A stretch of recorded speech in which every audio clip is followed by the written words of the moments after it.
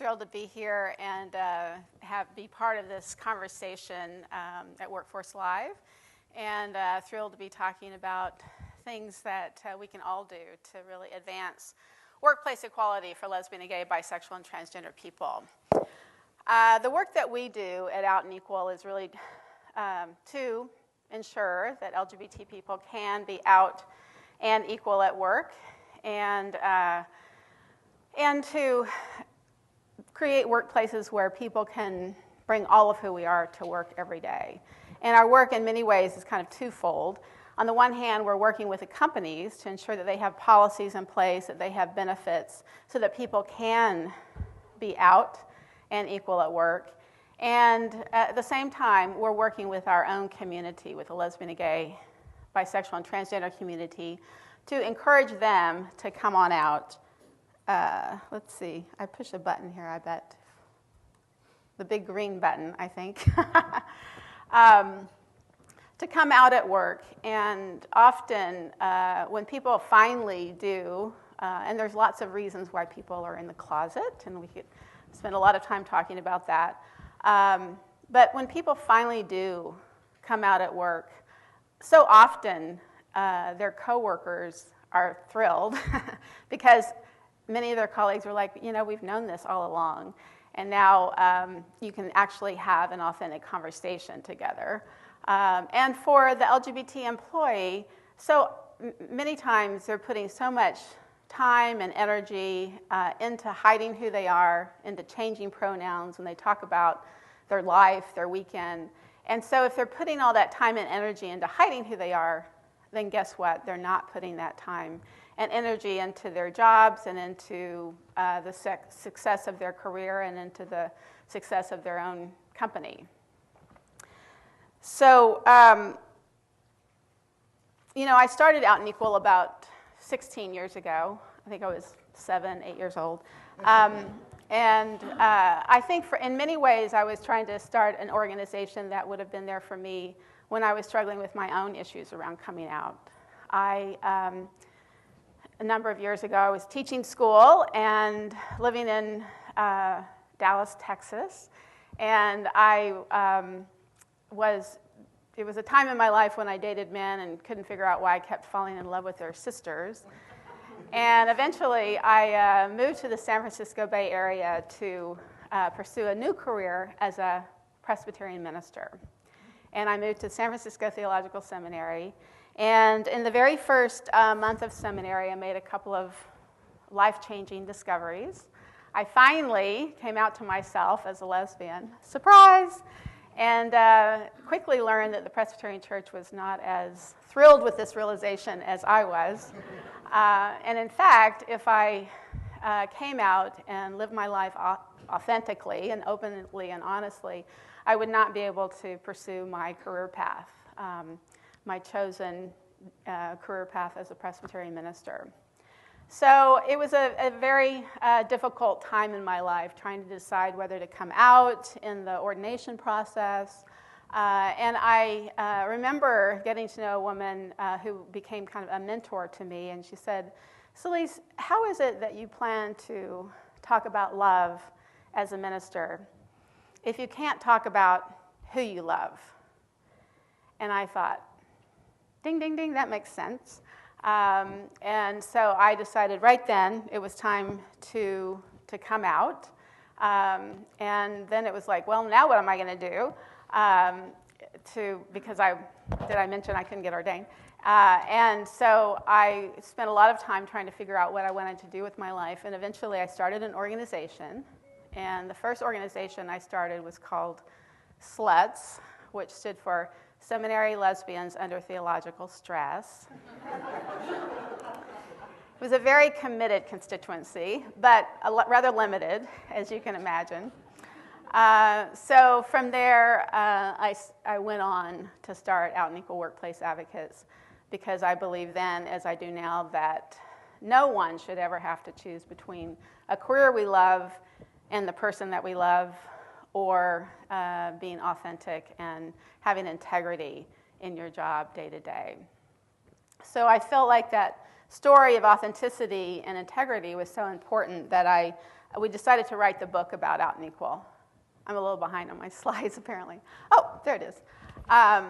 So we pulled together this fabulous compilation of stories of 36 out LGBT and allies telling their stories about how they came out at work and the difference that they made in the workplace to really make their workplace something that people are proud of and proud to come out at work. And one of the stories, I could tell you many, many stories in the book, but you'll have to just go online, and you can get it at our website at outandequal.org. And there's a number of other Amazon and other places that you can get Out and Equal at Work, from closet to corner office. But one of the really great stories in the book is about George Kalogridis. And George is a friend of mine, and he's actually on our board. And he is now the president of Disney World. And George started his career at Disney as a busboy many, many years ago. And obviously, he's moved on to bigger and better things. And for many, many years, he was in the closet. And a number of years ago, he was sitting with a group of people, and they were actually discussing whether or not Disney was going to participate in gay days at Disney. And he was actually asked to step out of the room because the president of Disney, he was the vice president at the time, and a president of Disney wanted to talk to him. And there was the sheriff and a number of people standing there, and they were very concerned about his personal safety because someone from an anti-gay, extreme right group had posted posted something online that advertised the fact that he was gay. And not only that, but described where his office was and how to get past security into his office. So, and this was in Los Angeles, and he, as you can imagine, was extremely afraid. And he said, looking back, he was obviously afraid for his personal safety. But what he realized was that he was so fearful that he would be fired if they learned that he was gay.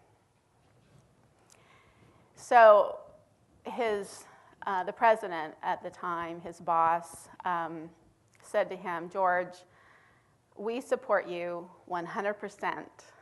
The employee that posted this has been fired, and whatever it takes, we support you. So I think fortunately for all of us, George's worst fears were not realized, and he obviously went on to really become a much more authentic leader as an out gay man, and has been extremely successful now as the president of Disney World. So it had a happy ending, and I think that is just a real testament to being able to be authentic and be ourselves. And it starts with the company and from the top down, being an inclusive workplace so that people can be comfortable being out. So I think it really speaks to the authenticity of leadership, and it also really speaks to the importance of our allies. For those of you who are our allies, and when people are like, what does it mean to be an ally? It's essentially your friend to the LGBT community. And our studies have shown that allies are 6 times more willing to stand up to or make a comment about a homophobic comment or joke than an LGBT person. And again, that sort of speaks to both LGBT people's fear of being outed and people knowing that they're part of the LGBT community, which obviously we still have work to do, but it really shows the importance of allies, because allies are often in situations where they have access to decision makers, they have access to conversations that the LGBT community doesn't have. So we encourage people to use words like partner or spouse, to place a rainbow flag or an ally sticker in your office. Just simple gestures that really show that you're a friend to the LGBT community and that you're willing to kind of stand up on our behalf goes a long way. When I started this work, a number of years ago, people kept saying, why do you have to call out lesbian, gay, bisexual, and transgender people? Let's just talk about broader diversity issues, and people will just know not to discriminate. And I remember meeting with diversity professionals who couldn't even say the word lesbian. I'm like, it's really okay, And what I realize is often people, are very well intentioned, but they just don't know if they have the language correct.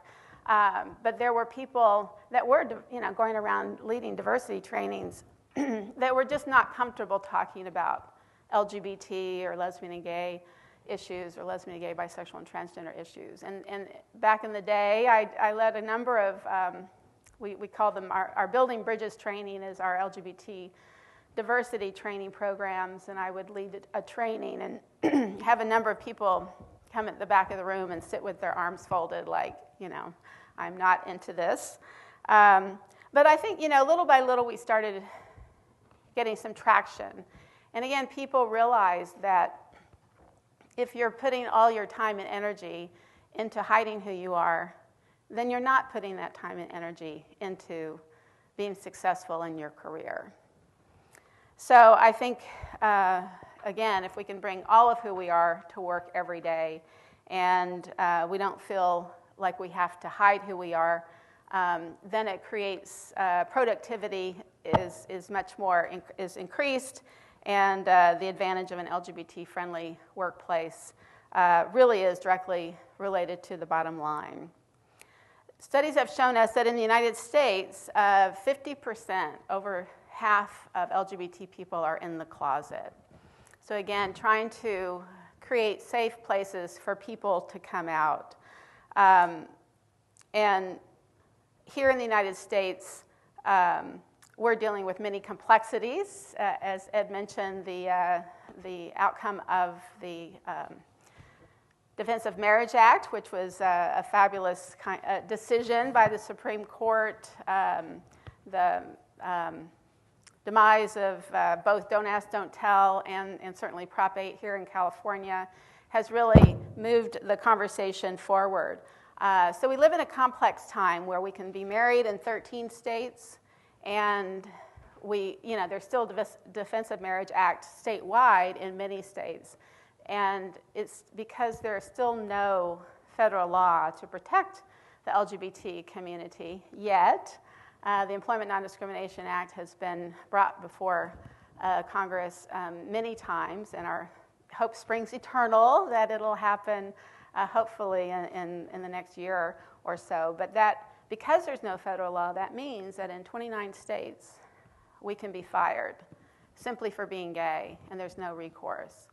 So there are state-by-state non-discrimination acts that are in a number of states, but we can still be fired in too many. And of course, the global landscape is even more complex. And those of you that work in multinational companies recognize that we still have a long way to go. It's very complicated, given the fact that, again, we can be married in 16 countries around the globe, and homosexuality is still a crime in 76 countries. So, and then you add the complexity of a place like Spain, where you can get legally married, but people are just not out at work. And I was just in Italy a couple of weeks ago, and I talked to a colleague of mine who was in a very large Italian company, and he said he was there to talk about LGBT employees and LGBT issues, and the executive said, "Don't worry, we don't have that kind here." So we still have a long way to go here in the United States as well as around the globe. And one of the things that we've created is it's called the 20 Steps to an Out and Equal Workplace. Everybody's like, 20 steps? That's way too many. But it kind of breaks down into 5 categories. It's a number of steps under policies and benefits to make sure that you offer domestic partner benefits and that you have sexual orientation and gender identity in your non-discrimination policies, looking at talent management and professional development. And that often begs the question that, are your LGBT employees counted? Are they part of your, your climate surveys and giving them opportunities for professional development and tracking your LGBT employees? The workplace climate, going beyond the policies to ensure that people just like working in your workplace. A commitment to the community. We always, make sure that you can support things like Out and Equal Workplace Summit and the Out and Equal Workplace Advocates, because we are a nonprofit both here. We're headquartered here in San Francisco, but we work around the country and more around the globe. And then corporate responsibility and advocacy, just standing up on behalf of LGBT rights, both within your local community as well as signing on to an Employment Non-Discrimination Act and other ways to really support the LGBT community. So our biggest event every year is the Out and Equal Workplace Summit, and we have about 2,600 people this year. It's going to be in Minneapolis, but it gives people an opportunity, LGBT people, employees, executives, a lot of straight allies that come in from HR and the diversity professionals that come to talk about ways that you can make your workplace a safe and equitable workplace for LGBT people. As I said, there will be about 2,600 people there from over 30 countries. So it really is becoming much more of a global conversation. It's a unique time in history, and it requires all of us to work together to really make a difference around lesbian and gay, bisexual, and transgender issues. And I want to thank you for the work that you're doing in your roles within your workplace to really further the conversation. And thank you for the work that you do to make a difference and change the world one cubicle and one workplace at a time. Thank you.